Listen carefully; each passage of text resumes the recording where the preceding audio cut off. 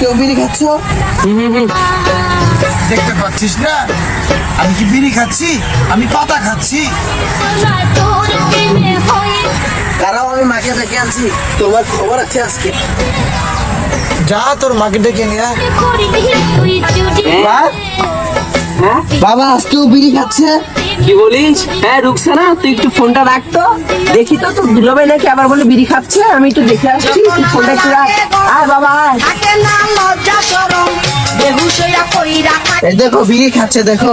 কি গো, তুমি আবার বিড়ি খাচ্ছ?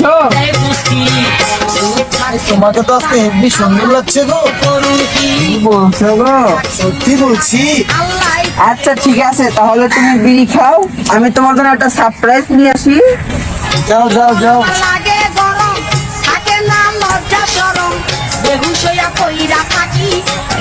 এই যে শুনছো, এই নাও তোমার সারপ্রাইজ। সারপ্রাইজ? আমি তো সত্যি অনেক সুন্দর। হ্যাঁ তুমি অনেক সুন্দর। ঠিক আছে ঠিক আছে, তুমি খাইতে থাকো, আমি তাহলে যাই। হ্যাঁ ঠিক আছে যাও। তুমি আমার বালের সুন্দর, সুন্দর তো এটা। আমি পারি না আর পারি না, আমি কেন মরি না। আরে কি বলে দুষ্টু দাদা, দুষ্টু দুষ্টু আমার দিন দিন খুব রোমান্টিক হয়ে যাচ্ছে। আমি নাকি খুবই সুন্দর।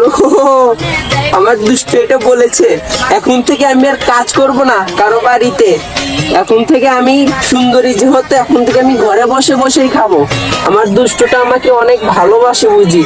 ও হো হো। ওই রনি, কই গেলি? তাড়াতাড়ি আয়।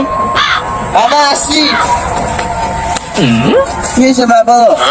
তোর বাবা বলেছে আমি অনেক সুন্দর, আমি আর এখন থেকে বাসা বাড়ি কাজ করতে পারবো না।